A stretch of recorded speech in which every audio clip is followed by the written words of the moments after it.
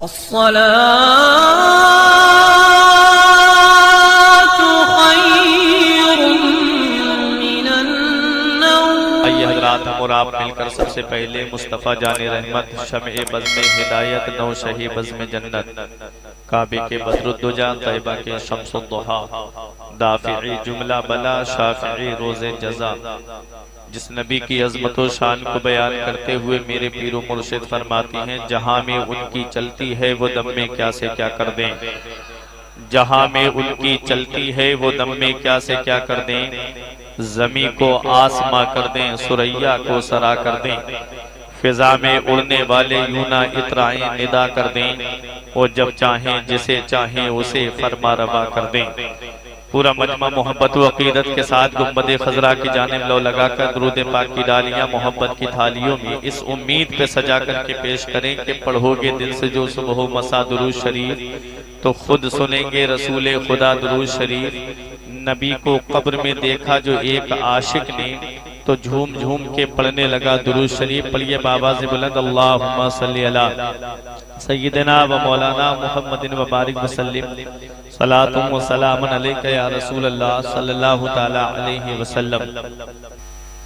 ایسی بلندیوں کے میناروں پہ جائیے، ایسی بلندیوں کے میناروں پہ جائیے، اٹھ کر زمین سے چاند ستاروں پہ جائیے، عظمت جو چاہتے ہو میرا مشورہ سنو، اللہ کے ولی کے مزاروں پہ جائیے، عظمت جو چاہتے ہو میرا مشورہ سنو، اللہ کے ولی کے مزاروں پہ جائیے۔ حضرات، خطبہ مسنونہ کے بعد میں نے جس آیت کریمہ کی تلاوت کرنے کا شرف حاصل کیا، پروردگار عالم قرآن مجید میں ارشاد فرماتا ہے، یا ایھا الذین آمنوا، اے ایمان والو، اتقوا اللہ، اللہ سے ڈرو، وکونوا مع الصادقین، اور سچوں کے ساتھ ہو جاؤ۔ اس آیت کریمہ میں اللہ تبارک و تعالی نے ایمان والوں سے خطاب فرمایا۔ آمنو، ایمان والے، آمنو کے اندر 4 حرف ہیں، حمزہ جسے میں آپ کی زبان میں بولتا ہوں، الف، میم، نون، واو، یہ 4 حرف ہم کو مولانا غلام نبی صاحب آصف بھائی ساجد بھائی، یہ 4 حرف ہم کو الگ الگ پیغام دے رہے ہیں، 4 حرف الگ الگ پیغام دے رہے ہیں۔ الف کہہ رہا ہے اللہ کو مانو، میم کہہ رہی ہے محمد رسول اللہ کو مانو، نون کہہ رہا ہے سارے نبیوں کو مانو، اور واو کہہ رہا ہے سارے ولیوں کو مانو۔ تبھی آپ کا ایمان مکمل ہوگا جب آپ سارے ولیوں کو مانیں گے۔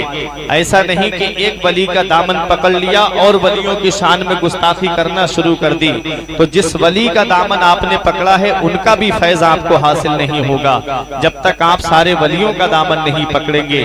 اللہ اکبر۔ میں آج پوری بات آپ تمامی حضرات کے ذہن میں بٹھا کر کے جاؤں گا کہ اولیاء کرام کی شان کیا ہے۔ پہلے آیت کریمہ کے تناظر میں چند باتیں آپ سماعت کر لیں۔ اللہ نے ارشاد فرمایا اللہ سے ڈرو اور سچوں کے ساتھ ہو جاؤ۔ اس آیت کریمہ میں مطلق ہے سچوں کے ساتھ ہو جاؤ، ان کی پہچان نہیں بتائی گئی کہ سچے کون ہیں، کس کے ساتھ ہو جاؤ۔ تو آؤ، ہمارا ایمان و عقیدہ ہے کہ اللہ نے ہر چیز کا بیان قرآن کے اندر بیان فرمایا ہے۔ قرآن کا فرمان ہے وَلَا رَطْبٍ وَلَا يَابِسٍ إِلَّا فِي كِتَابٍ مُبِينٍ، کوئی خشک و تر چیز ایسی نہیں جس کا ذکر قرآن کے اندر موجود نہ ہو، ہر چیز کا بیان قرآن کے اندر موجود ہے۔ ہم نے قرآن سے پوچھا قرآن تو بتا، اللہ نے مطلق فرمایا ہے سچوں کے ساتھ ہو جاؤ۔ سچے کون ہیں، کس کے ساتھ رہنے کا رب ہمیں حکم فرما رہا ہے؟ تو قرآن جواب دیتا ہے 5واں پارہ 6واں رکوع، رب ارشاد فرماتا ہے انعم اللہ من النبیین والصدیقین والشہداء والصالحین وحسن اولئک رفیقا۔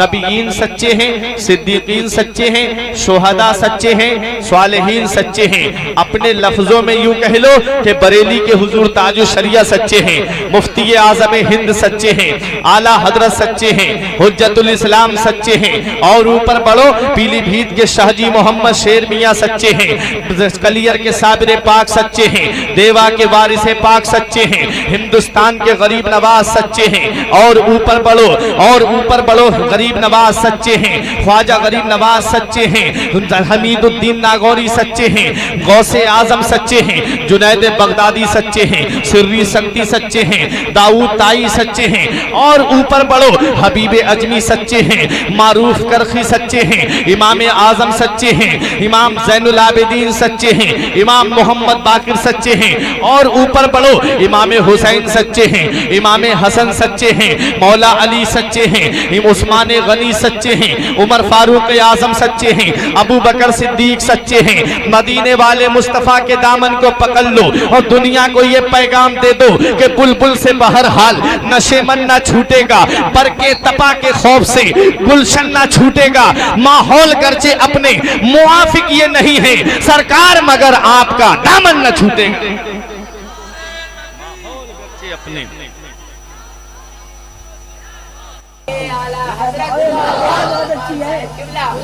ماحول گرچہ اپنے موافق یہ نہیں ہے سرکار مگر آپ کا دامن نہ چھوٹے گا. پتہ چلا اولیاء کرام سچے ہیں, پتہ چلا انبیاء کرام سچے ہیں, پتہ چلا شہداء سچے ہیں, پتہ چلا صالحین سچے ہیں. اللہ ارشاد فرماتا ہے وَكُونُوا مَعَ الصَّادِقِينَ, سچوں کے ساتھ ہو جاؤ. جو سچوں کے دامن کو پکڑ لیتا ہے, جو سچوں کے دامن سے وابستہ ہو جاتا ہے, جو سچوں کے دامن کو اپنے ہاتھوں سے پکڑ لیتا ہے, پھر اس کو نہیں دیکھا جاتا ہے, اس کے سچوں کو دیکھا جاتا ہے, اس کے اچھوں کو دیکھا جاتا ہے. آؤ جو سچوں کے دامن سے وابستہ ہو گیا اسے انعام کیا ملتا ہے. اگر ادنا سچوں کے دامن سے وابستہ ہو جائے تو اسے اللہ اعلیٰ بنا دیتا ہے. اگر کوئی انقص سچوں کے دامن سے وابستہ ہوتا ہے اسے اکمل بنا دیا جاتا ہے. اگر کوئی ناقص سچوں کے دامن سے وابستہ ہوتا ہے اسے کامل بنا دیا جاتا ہے. دور لے جانے کی ضرورت نہیں ہے. آج میں ایک ایسی ہستی کا ذکر کرنے جا رہا ہوں, آج میں ایک ایسی شخصیت کا ذکر کرنے جا رہا ہوں. بہت کم جلسوں میں اس شخصیت کا نام لیا جاتا ہے, بہت کم جلسوں میں اس شخصیت کا ذکر ہوتا ہے. آؤ ذرا میں تاریخ کی روشنی میں بیان کرتا ہوا چلوں. امام حسین کے بیٹے ہیں حضرت امام زین العابدین, امام زین العابدین کے بیٹے ہیں امام محمد باقر, امام محمد باقر کے بیٹے ہیں امام جعفر صادق, امام جعفر صادق کے بیٹے ہیں امام موسیٰ کاظم, اور امام موسیٰ کاظم کے بیٹے ہیں امام علی رضا. آج میں امام علی رضا کا ذکر آپ کے سامنے کروں گا.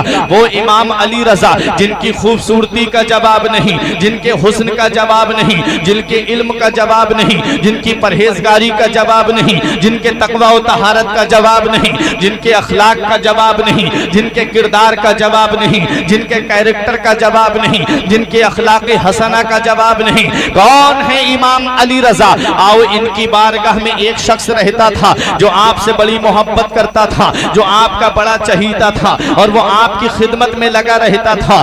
امام علی رضا سے ایک دن اس شخص نے کہا حضور میں تو آپ کی خدمت میں آ گیا ہوں, آپ کی خدمت میں آنے کی وجہ سے میرے بچے بھوکے ہیں, میرے بیوی بھوکی ہے, حضور میرے گھر میں فاقے پہ فاقے ہو رہے ہیں, حضور آپ میرے لیے کچھ انتظام فرما دیجئے. حضور وہ سوچ رہا تھا کہ درہم و دینار ملیں گے, وہ سوچ رہا تھا کہ روپیہ اور پیسہ ملے گا, لیکن امام علی رضا نے فرمایا میری جو نالین رکھی ہوئی ہیں, جو میری جوتیاں رکھی ہوئی ہیں, ان کو لے جا, تیری 7 پشتیں کھائیں گی. وہ سمجھنے لگا کہ شاید ہو سکتا ہے حضرت مجھ سے مذاق کر رہے ہوں.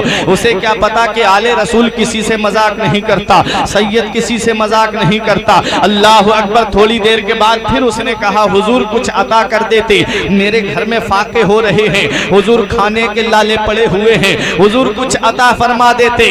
آل رسول نے پھر ارشاد فرمایا میری جو جوتیاں رکھی ہوئی ہیں, میری نالین لے جا اور اس کو جا کر کے بیچ دے, تیری 7 پشتیں کھائیں گی. اس نے نالین اٹھائیں, جوتیاں شریف اٹھائیں اور اٹھا کر کے چل دیا.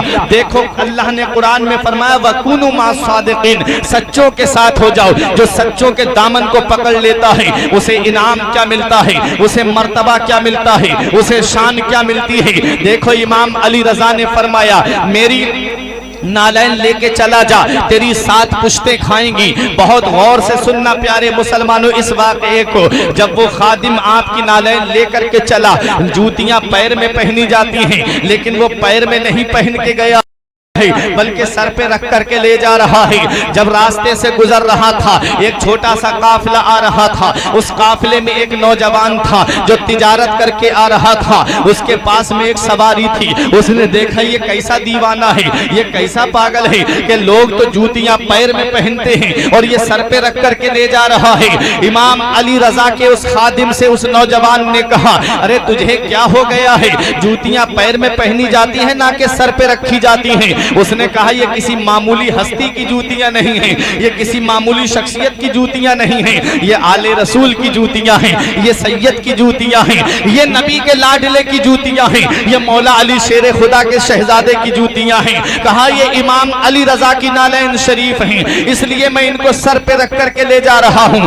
اس نوجوان نے کہا کیا تو ان جوتیوں کو میرے ہاتھ بیچے گا؟ اس نے کہا ہاں بیچ دوں گا۔ اس نے کہا بتائیے پیسے کتنے دو گے؟ ہاں اس نے نوجوان نے کہا بتاؤ کتنے لوگے؟ اس نے دل میں سوچا کہیں زیادہ قیمت بتا دی، کہیں ایسا نہ ہو کہ یہ جوتیاں لینے سے انکار کر دے۔ اس نے کہا آپ خود ہی بتا دیجئے کتنے میں لیں گے، کیونکہ وہ تو بیچنے کے لیے ہی نکلا تھا، اگر سستے درہم ملتے تب بھی بیچ دیتا۔ لیکن اس نوجوان نے کہا سن، میرے پاس جتنے بھی درہم و دینار ہیں وہ سب میں تجھے دیتا ہوں، اور سن یہ میری سواری ہے، اس پر زعفران لدا ہوا ہے، اس کو ساتھ میں لے جا، میں سواری بھی دے رہا ہوں، زعفران بھی دے رہا ہوں، درہم و دینار بھی دے رہا ہوں، یاد رکھ تیری 7 پشتیں کھائیں گی۔ امام علی رضا نے بھی فرمایا تھا میری نالین لے جا تیری 7 پشتیں کھائیں گی۔ وہ نوجوان بھی کہتا ہے یہ درہم و دینار لے جا، یہ زعفران سے لدا ہوا سامان لے جا، تیری 7 پشتیں کھائیں گی۔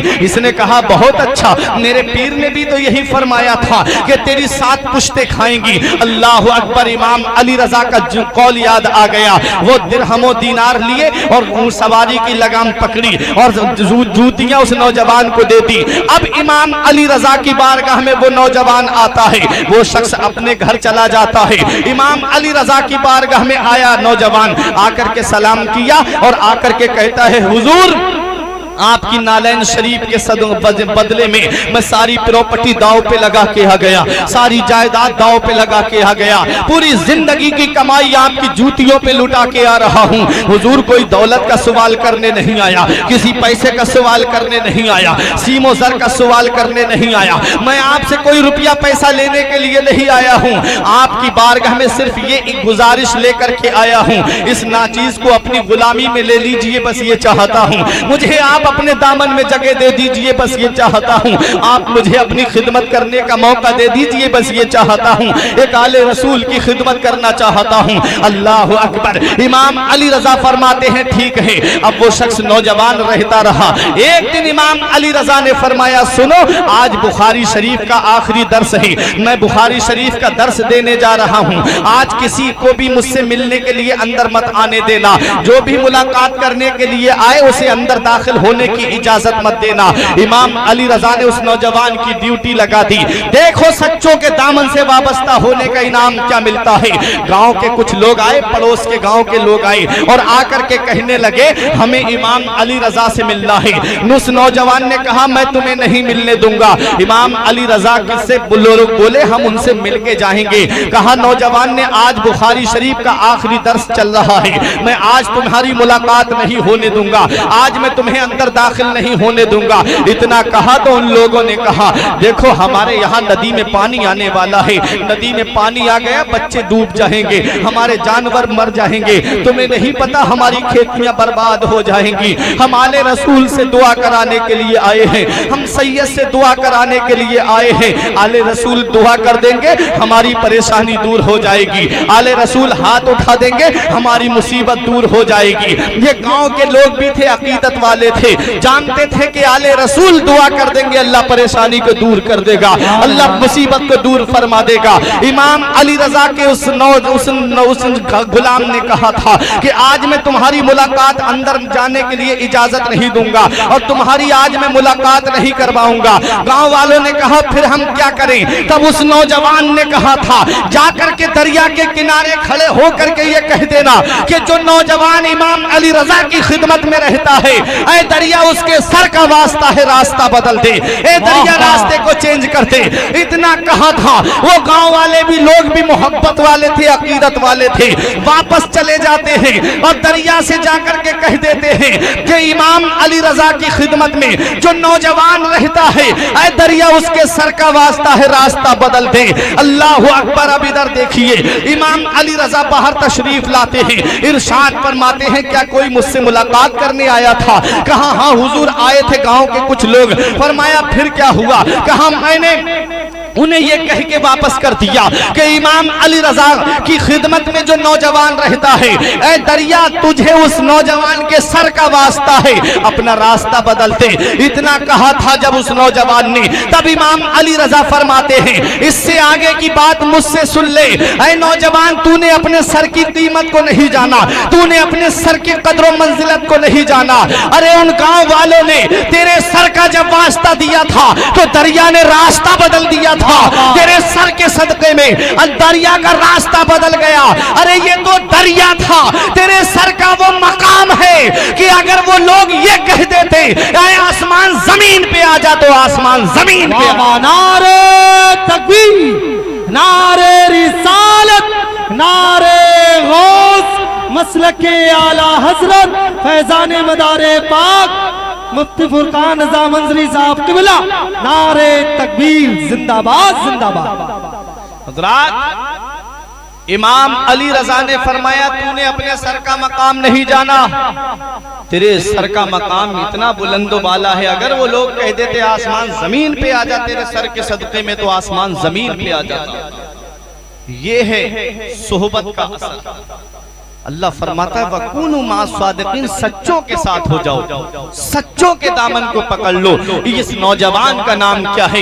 ये नौजवान कौन है? आज दुनिया का कोई भी सिलसिला हो, चाहे सिलसिला कादरिया हो, चाहे सिलसिला नक्शबंदिया हो, चाहे सिलसिला सोहरवर्दिया हो, चाहे सिलसिला अबू उलाइया हो, दुनिया का कोई भी सिलसिला आप ले लीजिए, उस वक्त तक मौला अली तक नहीं पहुंचेगा जब तक उस नौजवान तक वो सिलसिला नहीं पहुंच जाएगा. उस नौजवान का नाम इमाम मारूफ करखी है.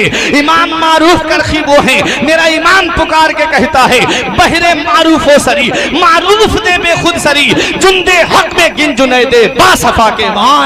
नारे तकबीर, नारे रिसालत, नारे गौस, मसलके आला हजरत फैजान औलिया इकराम मौलाना फुरकान रजा मंजरी साहब किबला. नारे तकबीर. तो अब ये इमाम मारूफ करखी कौन है? जरा इनकी अजमत और शान भी तो आप देख लीजिए.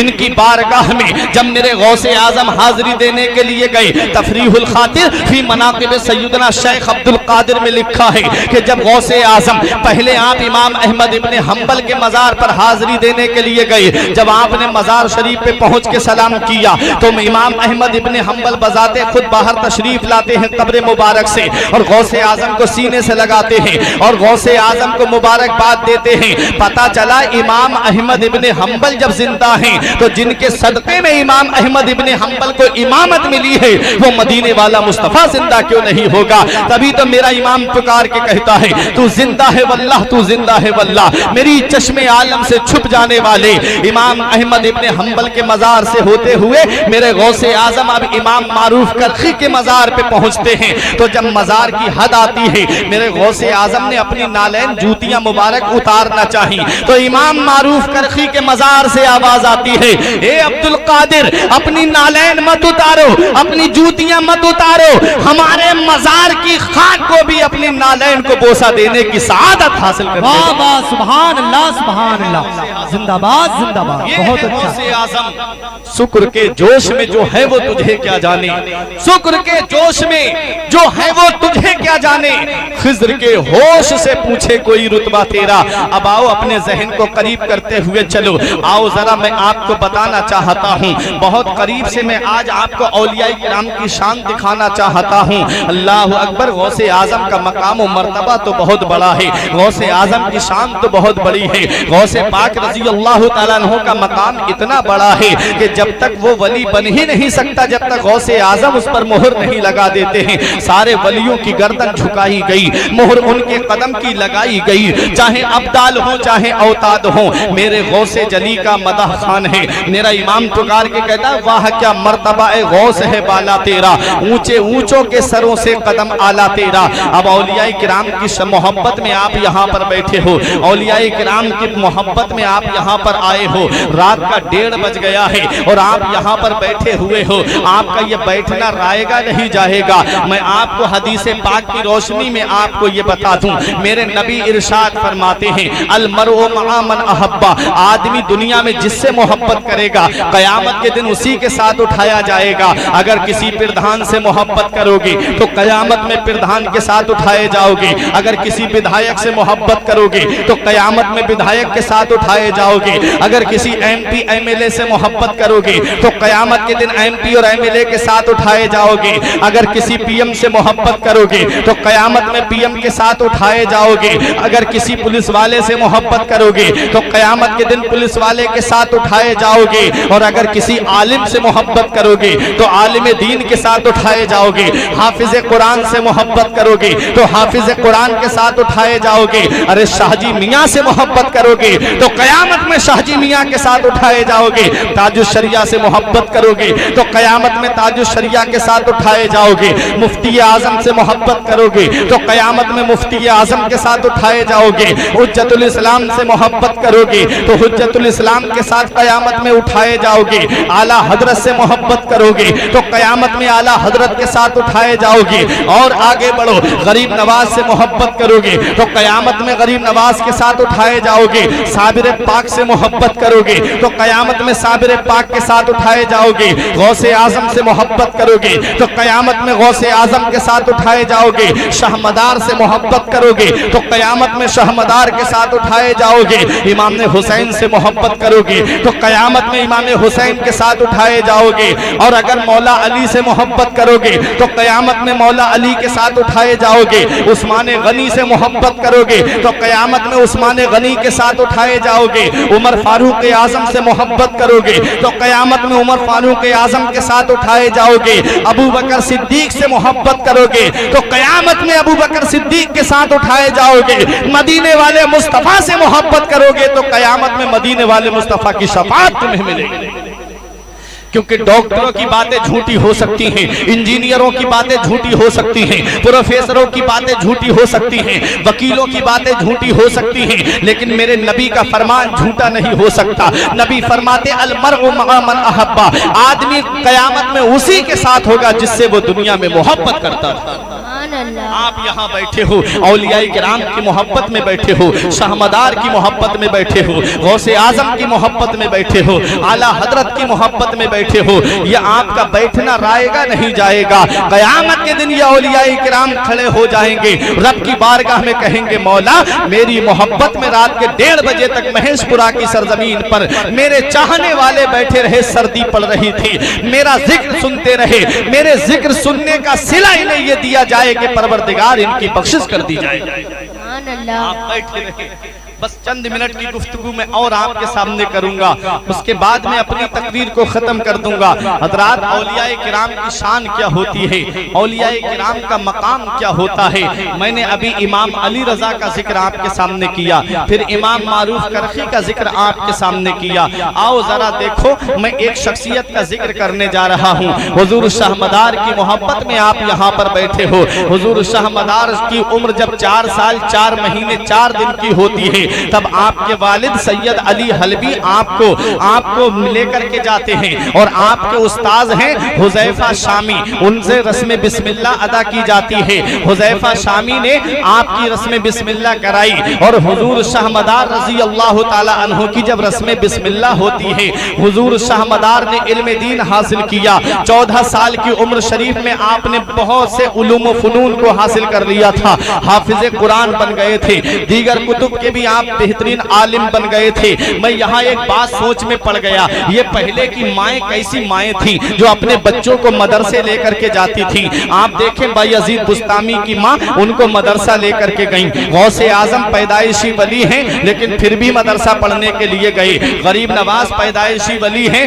پھر بھی مدرسہ پڑھنے کے لیے گئے، اعلیٰ حضرت مدرسہ پڑھنے کے لیے گئے، مفتی اعظم مدرسے میں پڑھنے کے لیے گئے۔ یہ پہلے کی مائیں ہیں جو اپنے بچوں کو مدرسے میں بھیجا کرتی تھی، کیونکہ جانتی تھی تہذیب ملے گی تو مدرسے سے ملے گی، تمدن ملے گا تو مدرسے سے ملے گا، زندگی جینے کا صحیح سلیقہ ملے گا تو مدرسے سے ملے گا، اخلاق حسنہ ملے گا تو مدرسے سے ملے گا، بڑوں پہ شفقت، بڑوں کا ادب کرنے کا درس ملے گا تو مدرسے سے ملے گا، چھوٹوں پہ شفقت کرنے کا سبق ملے گا تو مدرسے سے ملے گا۔ باپ کا کیا مقام ہے؟ اگر یہ درس ملے گا تو مدرسے سے ملے گا۔ ماں کی ممتا کیا ہے؟ اگر یہ پیغام ملے گا تو مدرسے سے ملے گا۔ آج ہماری ذہنیت بدل گئی، آج ہماری سوچ بدل گئی، آج ہمارے گھر میں جب بچہ بولنے لگتا ہے، ماں کہتی ہے میں اسے ڈاکٹر بناؤں گی، باپ کہتا ہے میں اسے انجینئر بناؤں گا، گھر والے کہتے ہیں اسے پروفیسر بنائیں گے، کیونکہ وہ جانتے ہیں امام کہ اگر یہ مولوی بن گیا تو یہ 5-6 ہزار کی تنخواہ میں کیسے اپنے بچوں کا گزارا کرے گا،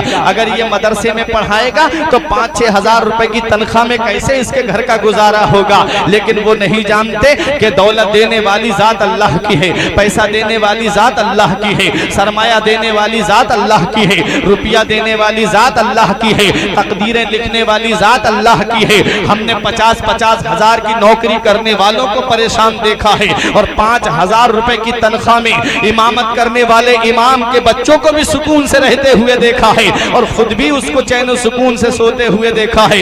عشاء کی نماز پڑھاتا ہے سکون سے سو جاتا ہے، فجر میں اڑتا ہے فجر کی نماز پڑھا کے سکون سے اللہ کی قرآن کی تلاوت کرتا ہے۔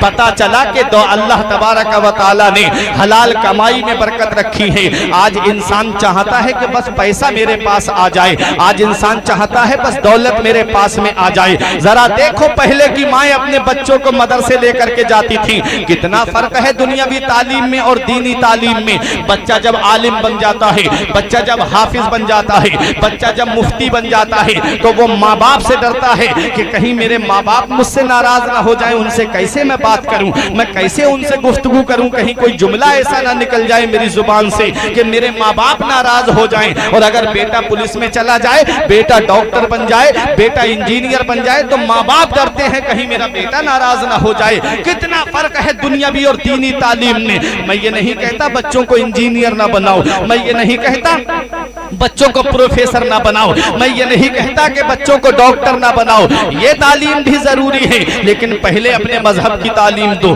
پہلے اپنے دین کی تعلیم دو، پہلے اپنے بچوں کو شریعت کی تعلیم دو، پہلے اپنے بچوں کو مذہب اسلام کی تعلیم دو، تبھی تو تمہارے بچے اپنا ایمان بچا پائیں گے، تبھی تو تمہارے بچے اپنے عقیدے کی حفاظت کر پائیں گے۔ غوث اعظم رضی اللہ تعالیٰ عنہ مدرسہ پڑھنے کے لیے گئے، غریب نواز مدرسہ پڑھنے کے لیے گئے، شاہ مدار علم دین حاصل کرنے کے لیے گئے۔ یہ بڑے بڑے اولیاء کرام مدرسہ جا کر کے یہ پیغام دے رہے ہیں، اے لوگوں علم دین حاصل کرو۔ علم کتنی بڑی نعمت ہے، جس کے پاس علم نہیں ہوتا ہے، جس کے پاس تعلیم نہیں ہوتی ہے، جس کے پاس میں ایجوکیشن نہیں ہوتا ہے، اس کی کیا زندگی ہوتی ہے۔ آپ دیکھتے ہو جاہل آدمی کی کوئی عزت نہیں ہوتی، جاہل آدمی چوراہے پہ کھڑا ہوتا ہے، لوگ بدتمیزی سے بولتے ہیں، جاہل آدمی اگر مسجد میں چلا جائے لوگ اس کی کوئی قدر و منزلت نہیں جانتے، اور پڑھا لکھا اگر عالم حافظ آپ کے سامنے آ جائے بڑے ادب سے لوگ پیش آتے ہیں۔ تعلیم کتنی ضروری ہے، ایجوکیشن کتنا ضروری ہے، اور پڑھائی کتنی ضروری ہے۔ آؤ ذرا دیکھو، اگر تعلیم آپ کے پاس نہیں ہے تو آپ جاہل ہیں، اگر آپ کے پاس علم نہیں ہے تو آپ چلتے پھرتی لاش ہیں، اگر آپ کے پاس میں تعلیم نہیں ہے تو آپ کی کوئی قدر و منزلت نہیں ہوگی، آپ کی سوسائٹی میں کوئی عزت نہیں ہوگی۔ علم کتنا ضروری ہے۔ ایک حدیث پاک کا مفہوم سن لو، نبی ارشاد فرماتے ہیں ستۃ يدخلون النار قبل الحساب بسنۃ، نبی فرماتے 6 لوگ جہنم میں حساب و کتاب سے 1 سال پہلے ڈال دیے جائیں گے، 6 لوگ حساب و کتاب سے 1 سال پہلے جہنم میں بھیج دیے جائیں گے۔ ظلم کرنے والے بادشاہ کو اللہ جہنم میں حساب و کتاب سے 1 سال پہلے ڈال دے گا، اور مالداروں کو تکبر کی وجہ سے جہنم میں حساب و کتاب سے 1 سال پہلے ڈال دیا جائے گا، اور اور وہ تاجر جو تجارت میں خیانت کرتے ہوں ان تاجروں کو اللہ جہنم میں حساب و کتاب سے 1 سال پہلے ڈال دے گا۔ آج آپ دیکھتے نہیں کیسا ملاوٹ کا دور چل رہا ہے، مرچوں کے اندر گیرو ملا کے بیچا جا رہا ہے، دھنیوں میں پالش ملا کر کے بیچی جا رہی ہے، اوریجنل سرسوں کا تیل بتا کر کے اس کے اندر نکلی ٹین لا کر کے تیل کی ملا کر کے بیچا جا رہا ہے۔ یہ ملاوٹ کہاں جائے گی؟ ایسی تجارت اگر کرو گے تو اس تجارت سے پیسہ تو کما سکتے ہو لیکن اس میں برکت نہیں لا سکتے ہو۔ برکت آئے گی تو حلال طریقے سے آئے گی، برکت آئے گی تو حلال طریقے سے تجارت کرو گے تبھی اس میں برکت آئے گی۔ نبی ارشاد فرماتے ہیں التاجر الصدوق الامین مع النبیین والصدیقین والشہداء، جو ایمانداری سے تجارت کرے گا، جو امانت داری سے تجارت کرے گا، وہ قیامت کے دن نبیوں کے ساتھ میں ہوگا، صدیقین کے ساتھ میں ہوگا، شہداء کے ساتھ میں ہوگا، صالحین کے ساتھ۔ تو تجارت سچائی سے کرو، تجارت ایمانداری سے کرو حضرات۔ تو تجارت میں خیانت کرنے والا تاجر اس کو اللہ جہنم میں حساب و کتاب سے 1 سال پہلے ڈال دے گا۔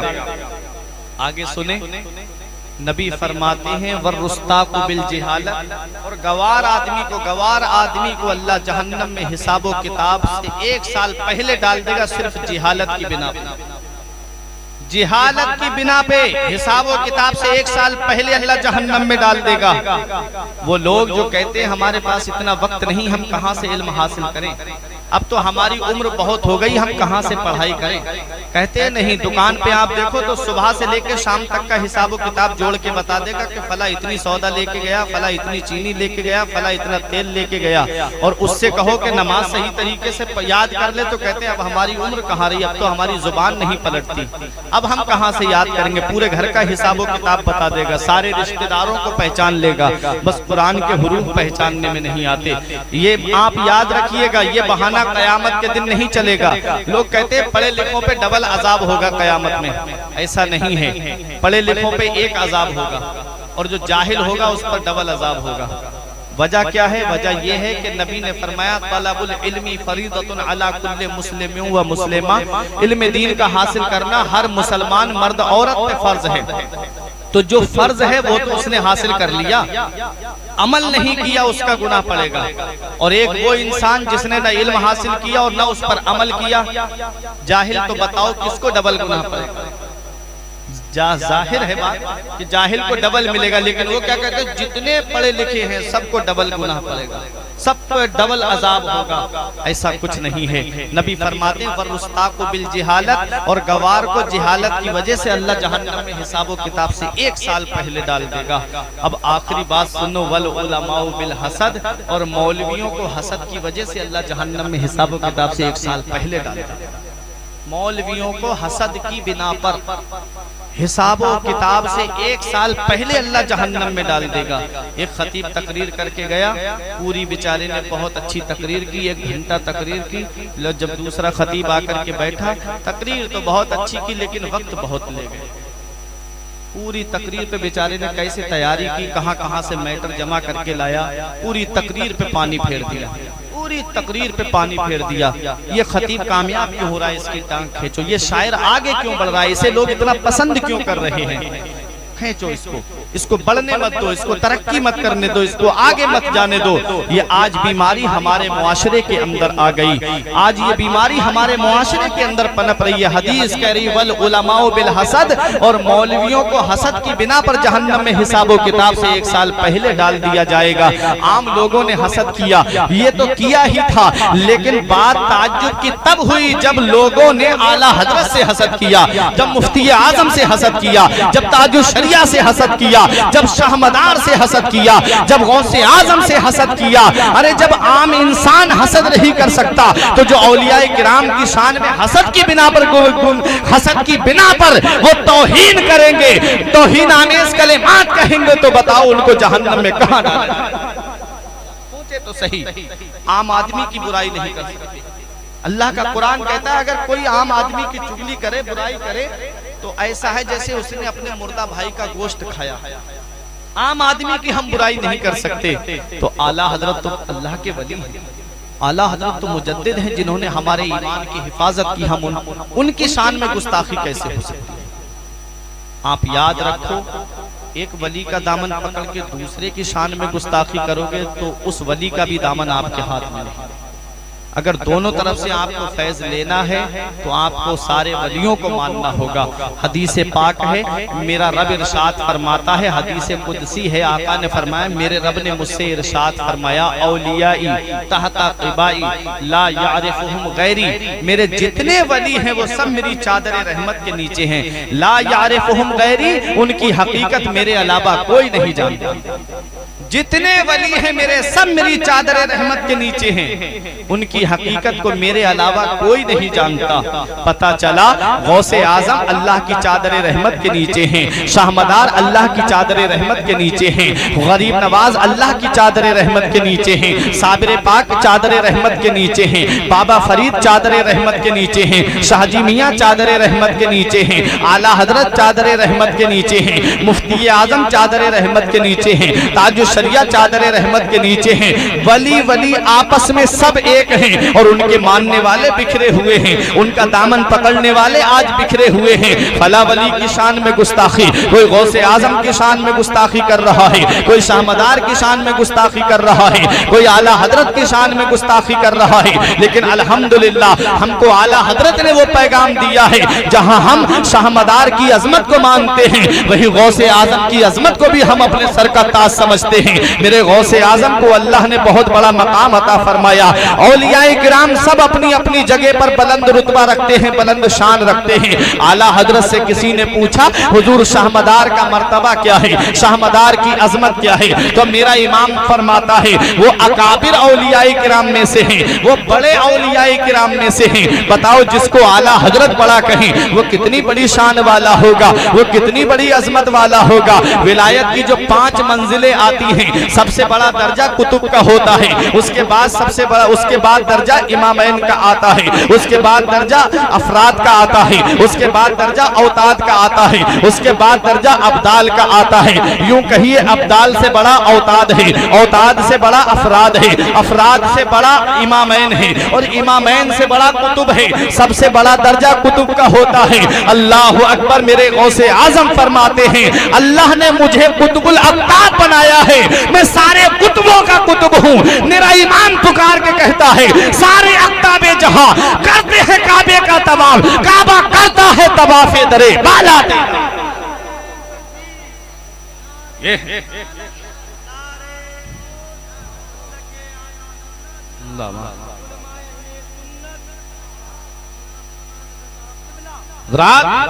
اب ذرا سوچے جتنے ولی ہیں وہ سب اللہ کی چادر رحمت کے نیچے ہیں۔ آؤ ذرا دیکھو آج ان کے ماننے والے بکھرے ہوئے ہیں، آج ان سے محبت کرنے والے آج بٹے ہوئے ہیں۔ ارے تم نہیں جانتے ہندوستان کس دہلیز پہ پہنچ گیا ہے، تم نہیں جانتے آج دنیا تمہیں مٹانے پہ تلی ہوئی ہے، آج تم نہیں جانتے ابھی چند دن پہلے خبر آئی تھی کہ مسجد کے اوپر حملہ کر دیا گیا، ابھی تم نے نہیں پڑھا اعظم گڑھ کے اندر 70 سال پرانا مدرسہ منہدم کر دیا گیا۔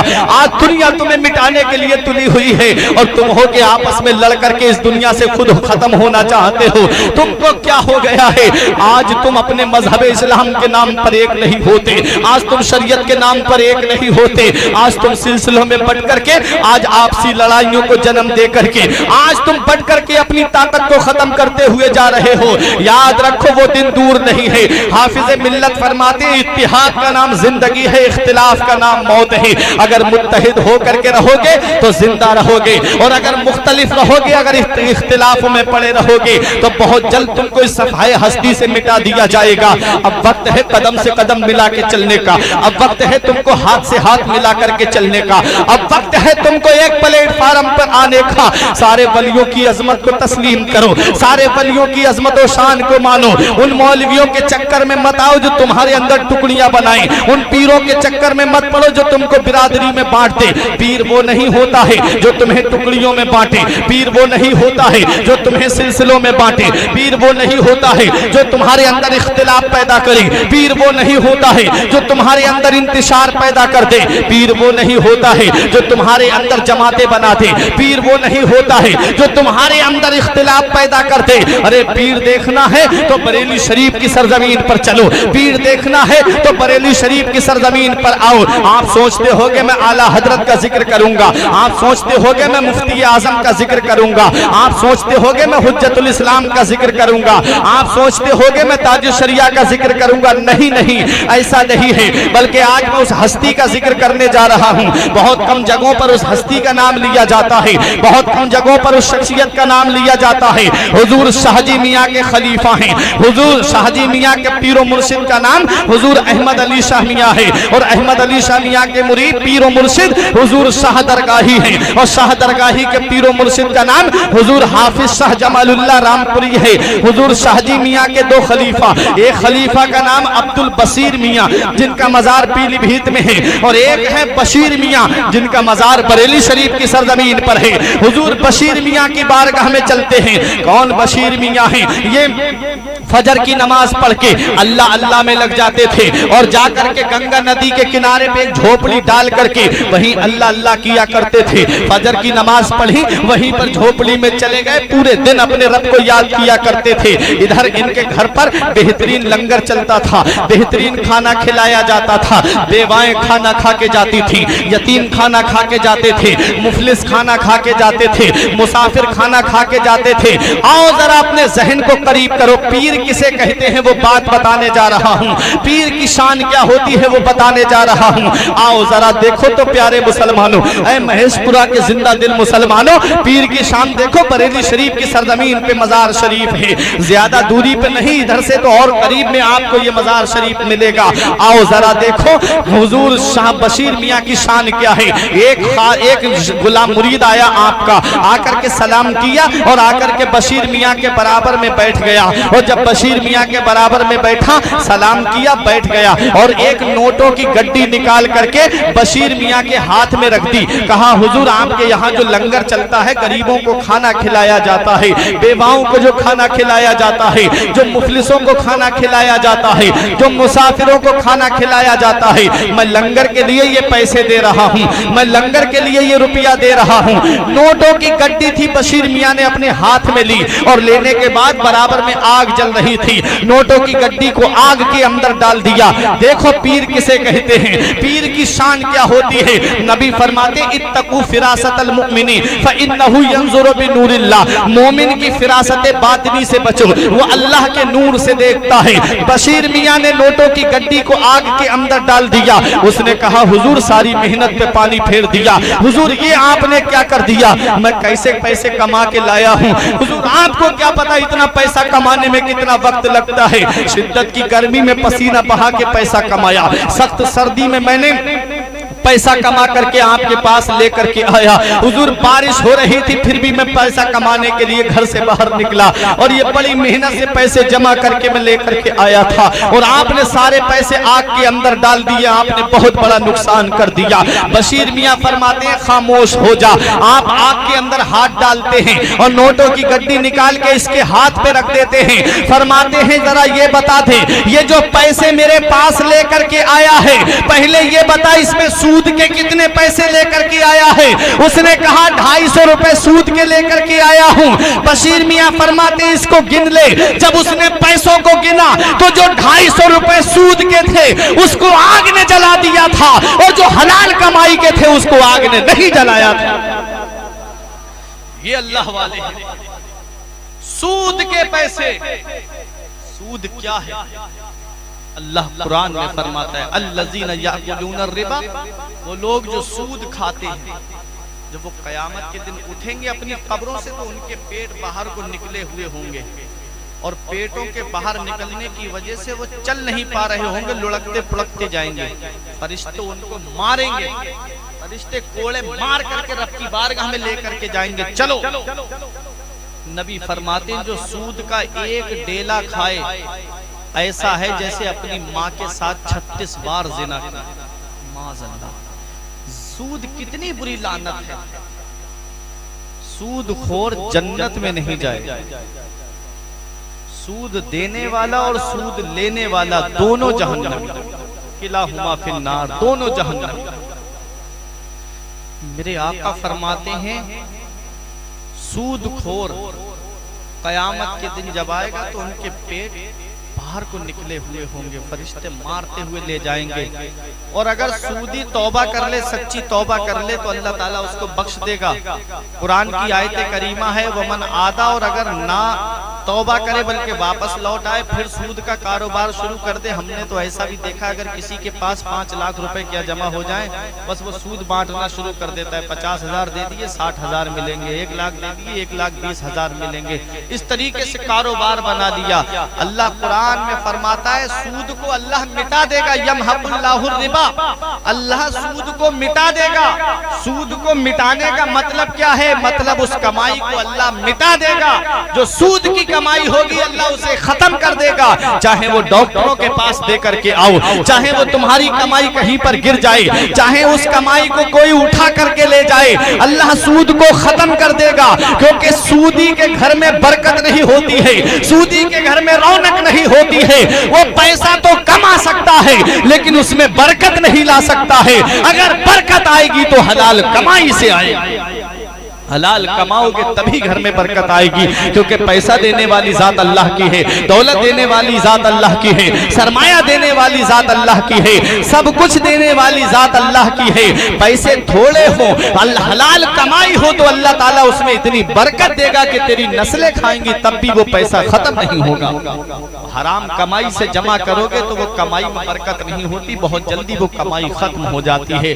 بشیر میاں فرماتے سود کا پیسہ لے کر کے میرے پاس آیا ہے، یاد رکھ میرے یہاں پر لنگر چلتا ہے، غریب کھانا کھا کے جاتے ہیں، مفلس کھانا کھا کے جاتے ہیں، بیوائیں کھانا کھا کے جاتی ہیں، مسافر کھانا کھا کے جاتے ہیں، کتنے لوگ کھانا کھاتے اور اس پیسے سے کتنے لوگ کھانا کھا کے جاتے، ان کے جسم کے اندر وہ کھانا جاتا، اور کتنے لوگوں کی نمازیں قبول نہیں ہوتی، ان کے نیک صدقات قبول نہیں ہوتے، ان کی نمازیں ان کے روزے قبول نہیں ہوتے۔ اس کا ذمہ دار کون ہوتا؟ یاد رکھ آئندہ میرے پاس کبھی سود کا پیسہ لے کر کے مت آنا، یہ اللہ والے ہیں، اللہ والے۔ لیکن آج کے پیر کو دیکھو، کوئی چوری کر کے آئے، پیر کو نذرانہ دیا، جیب میں رکھ لے، جا اللہ تیرے کاروبار میں برکت دے۔ کوئی کسی کی زمین پہ ناجائز قبضہ کر کے آیا، پیسے دیے اور جیب میں رکھے، جا اللہ تیرے کاروبار میں برکت دے۔ آج کے پیروں کا حال ایسا ہو گیا ہے، میں آپ کو کیا بتاؤں، حالات اس دہلیز پر پہنچ گئے ہیں کہ اب ان کو شریعت کا کوئی پاس و لحاظ نہیں رہا، اب وہ شریعت پر عمل کرنے والے نہیں رہے، بلکہ اللہ ماشاءاللہ کچھ شخصیتیں ایسی بھی ہیں جو آج بھی شریعت پر عمل کرتی ہوئی آپ کو ملیں گی۔ لیکن میں ان پیروں کو متنبہ کرنا چاہتا ہوں جو شریعت پر عمل نہیں کرتے، جن کا چہرہ دیکھو تو شریعت کے دائرے میں نہیں، جن کا لباس دیکھو تو شریعت کے دائرے میں نہیں۔ وہ پیر جو کہتے ہیں کہ داڑھی قرآن میں کہیں نہیں آیا ہے کہ داڑھی رکھنا ضروری ہے، وہ پیر جو کہتے ہیں کہ حدیث میں کہیں نہیں ہے کہ داڑھی رکھنا ضروری ہے، وہ پیر جو کہتے ہیں الفقہ الاکبر میں تو کہیں امام اعظم نے نہیں لکھا ہے کہ داڑھی کتنی رکھنا چاہیے، انہیں یہی نہیں پتا کہ الفقہ الاول اکبر جو کتاب ہے اس کو کس معاملے میں امام اعظم ابو حنیفہ نے لکھا ہے، وہ عقائد کے بیان میں کتاب ہے نہ کہ مسائل کے بیان میں ہے، انہیں یہی نہیں پتا۔ لیکن آؤ ذرا دیکھو، آپ داڑھی کے تعلق سے میں آپ کو بتا دوں، وہ پیر جس کی داڑھی حد شرع سے کم ہو اس کو پیر نہیں بنا سکتے، وہ پیر جو کھلے عام نمازیں چھوڑتا ہو، اللہ کی عبادت نہ کرتا ہو، اس کا دامن آپ نہیں پکڑ سکتے، کیونکہ وہ خود اللہ کے عذاب سے نہیں بچ پائے گا تو تمہیں کیا بچائے گا؟ وہ الگ قبر میں پٹ رہا ہوگا، تم الگ قبر میں پٹ رہے ہوگے۔ اس لیے ایسے کا دامن پکڑو جو خود بھی شریعت پہ چلنے والا ہو اور تمہیں بھی شریعت پہ چلنے کا حکم دے، جو خود بھی عذاب سے بچا ہو اور تمہیں بھی عذاب سے بچا لے قیامت کے دن، جو خود بھی نماز پڑھنے والا ہو تمہیں بھی نماز کی تلقین کرتا ہو۔ وہ پیر نہیں ہو سکتا جو 5 انگوٹھیاں پہنے، وہ پیر نہیں ہو سکتا جو کئی مالائیں گلے میں ڈالے، وہ پیر نہیں ہو سکتا جس کا غسل جنابت بھی نہ ہو رہا ہو۔ یاد رکھو، دامن پکڑو تو ایسے پیر کا دامن پکڑو جو شریعت پہ عمل کرنے والا ہو، جو شریعت پہ چلنے والا ہو۔ دیکھو بشیر میاں کی شان، آپ نے حرام پہچان لیا، حلال پہچان لیا، کہاں سے کما کر کے لایا ہے اور کہاں لے کر کے آیا ہے۔ یہ شان تھی شاہجی میاں کے خلیفہ کی۔ تو جب شاہجی میاں کے خلیفہ کی یہ شان ہے تو پھر شاہجی میاں کی شان کا عالم کیا ہوگا جب ان کے گدا بھر دیتے ہیں شاہان زمانہ کی جھولی۔ محتاج کا جب یہ عالم ہے مختار کا عالم کیا ہوگا؟ چاہیں تو اشاروں سے اپنے کایا ہی پلٹ دے، دنیا کی یہ شان ہے ان کے غلاموں کی، سردار کا عالم کیا ہوگا؟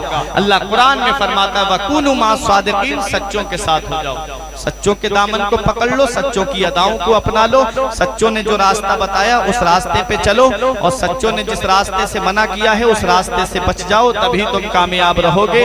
اگر سچے تم سے راضی ہو گئے تو دنیا میں بھی سکون سے رہو گے اور آخرت میں بھی سکون سے رہو گے۔ ہمیں کرنی ہے شہنشاہ بطحا کی رضا جوئی، اگر وہ ہو گئے اپنے تو رحمت پروردگار اپنی۔ حضرات کی محمد سے وفا تو نے تو ہم تیرے ہیں، یہ جہاں چیز ہے کہ لوح و قلم تیرے ہیں۔ پروردگار عالم کی بارگاہ میں دعا ہے حضرات آؤ ذرا دیکھ ساجد بھائی کی تھوڑی سی میں آپ کو بتا دوں، اولیاء کرام کی محفل میں آپ بیٹھے ہیں نا، سچوں کے دامن کو پکڑنے کا مطلب کیا ہے؟ ہم لوگ پڑھتے تو ہیں سنتے تو ہیں کہ سچوں کے دامن سے وابستہ ہو جاؤ، اس کا مطلب کیا ہے؟ اس کا مطلب یہ ہے غوث اعظم کی بارگاہ میں ایک مرید آیا اور آ کے کہنے لگا حضور میرے گھر میں برکت نہیں ہوتی، میں بہت پریشان ہوں، کماتے بہت ہیں ہم لیکن ہمارے گھر میں برکت نہیں ہوتی۔ میرے غوث نے فرمایا تیرا گھر مین چوراہے پہ؟ اس نے کہا ہاں حضور۔ فرمایا اپنے گھر پہ ایک پردہ ٹانگ لینا اور اس کے بعد میرے پاس آنا۔ ایک مہینے کے بعد وہ بہت نذرانہ لے کر کے غوث اعظم کے پاس آیا، آ کے کہنے لگا حضور یہ نذرانہ قبول فرما لے۔ میرے غوث نے فرمایا کس لیے؟ کہا حضور آپ نے جو پردہ ٹانگنے کے لیے مجھ سے کہا تھا اس سے میرے گھر میں اتنی برکت ہو رہی ہے، اتنی برکت ہو رہی ہے کہ حضور یہ نذرانہ میں آپ کی خدمت میں لے کے آیا ہوں۔ میرے غوث نے فرمایا اللہ نے مجھے بہت عطا کیا ہے، مجھے اس دنیاوی مال کی ضرورت نہیں ہے، اسے لے جا۔ اس نے کہا حضور میں اس کا کیا کروں؟ فرمایا جا غریبوں میں بانٹ دینا۔ اس نے کہا حضور میں بانٹ تو دوں گا لیکن مجھے یہ بتائیے کہ وہ پردے میں ایسا کون سا کمال تھا کہ میرے گھر میں برکت ہونے لگی؟ میرے غوث نے فرمایا سن تیرا گھر مین چوراہے پہ تھا، تیرے گھر کے سامنے سے لوگ گزرتے تھے، آتے تھے جاتے تھے، آتے تھے جاتے تھے، انہی گزرنے والوں میں بے نمازی بھی گزرا کرتے تھے، اور جب بے نمازی کی نظر تیرے گھر کے دروازے پہ پڑتی تھی اللہ نے اس کی نحوست کی وجہ سے تیرے گھر کی برکت کو ختم کر دیا۔ ذرا سوچیں صرف بے نمازی کی نظر گھر کے دروازے پہ پڑ جائے تو اللہ گھر کی برکت ختم کر دے، اور جس گھر کے اندر پوری کی پوری فیملی بے نمازی ہو اس گھر میں برکت کہاں سے ہوگی؟ نبی فرماتے ہیں فجر کے وقت میں روزی تقسیم ہوتی ہے۔ ایک دن حضرت فاطمہ زہرا رضی اللہ تعالی عنہا فجر کی نماز کے بعد تھوڑا سا آرام کے لیے لیٹ گئیں، بہت کام کاج کرتی تھیں، تو جب لیٹ گئی تو نبی تشریف لائے۔ میرے نبی نے اپنی بیٹی کے پیر کے انگوٹھے کو پکڑ کے ہلایا، ارشاد فرمایا بیٹی فاطمہ فجر کے بعد مت سویا کرو، اس وقت روزی تقسیم ہوتی ہے۔ اللہ اکبر! آج ہمارا حال کیا ہے؟ سورج کی لائٹ پڑتی ہے تو ہماری آنکھ کھلتی ہے، اور ادھر پوری رات ہم موبائل چلاتے رہتے ہیں، پوری رات واٹس ایپ فیس بک یوٹیوب پہ ہم لگے رہتے ہیں، ہماری نظریں 1-1 بجے تک 2-2 بجے تک جب تک ایم بی ختم نہیں ہوتی تب تک ہم موبائل اپنا نہیں رکھتے، اور جب ایم بی ختم ہو جاتی ہے تو صبح کو ادھر 9 بجے 10 بجے سو کر کے اٹھ رہے ہیں۔ بتاؤ جس گھر کے اندر ایسا ماحول ہوگا جہاں قرآن کو طاق میں سجا کر کے رکھ دیا گیا ہو، موبائل نکل آیا ہو، جہاں پر قرآن کی تلاوت نہ ہوتی ہو، جہاں نبی کا ذکر اس گھر میں نہ ہوتا ہو، نعتیں نہ پڑھی جاتی ہوں، موبائلوں میں گانے بجتے ہوں، اور نماز کا پابند کوئی بھی نہ ہو، تو بتاؤ اس گھر میں برکت کہاں سے ہوگی؟ اگر برکت چاہتے ہو تو شریعت پہ چلو، برکت چاہتے ہو تو نماز کی پابندی کرو۔ چند دن کی زندگی ہے، اس زندگی کے بارے میں کچھ نہیں پتا۔ ہم نے وہ لوگ بھی دیکھے ہیں جو شام کو ہم سے بات کر کے گئے اور صبح میں ہمارے پاس خبر آئی مولانا صاحب مسجد میں اعلان کر دو فلاں کا انتقال ہو گیا، نماز جنازہ ظہر کی نماز کے بعد ہوگی۔ موت کا کوئی پتہ نہیں کہ کون کب اور کہاں چلا جائے، اس لیے اپنا نامہ اعمال مکمل رکھیے، پتہ نہیں کہ کون کس وقت کس کی سانسوں کی ڈور کٹ جائے۔ آج تو ایسی بیماریاں چل گئیں کہ چند منٹوں میں انسان چلا جا رہا ہے۔ پہلے تو لوگ بستر پہ بہت مہینے لیتے رہتے تھے، تب کہیں جا کر کے ان کے انتقال ہوتے تھے۔ آج تو بہت جلدی انتقال ہو جا رہا ہے، ہاسپٹل تک پہنچنے تک کی نوبت نہیں آتی، اس لیے ہماری زندگی کی کب ڈور کٹ جائے، کب ہماری سانسیں ٹوٹ جائیں، ہم کو اپنی زندگی اس حال میں گزار دینا چاہیے کہ ہمارا رسول راضی ہو جائے، ہمارا اللہ راضی ہو جائے اور ہم کو موت آ جائے۔ اگر اس حال میں ہماری موت آئے گی تو یاد رکھو کہ ہم قبر میں بھی آرام سے رہیں گے اور میدان محشر میں بھی آرام سے رہیں گے۔ اپنی زندگی کو سنواریے، دل شاد کیجئے، لمحات زندگی کے نہ برباد کیجئے۔ جب مقصد حیات عبادت خدا کی ہے، پڑھیے نماز، مسجدیں آباد کیجئے۔ سبھی کے سامنے ایک دن ضرور آتا ہے، یہ حسن فانی ہے لیکن غرور آتا ہے۔ کسی کریم سے پاؤڈر سے کچھ نہیں ہوتا، نماز پڑھنے سے چہرے پہ نور آتا ہے۔ کسی کریم سے پاؤڈر سے کچھ نہیں ہوتا، نماز پڑھنے سے چہرے پہ نور آتا ہے۔ جسم فانی ہے، سجانے کی ضرورت کیا ہے، حسن دنیا کو دکھانے کی ضرورت کیا ہے۔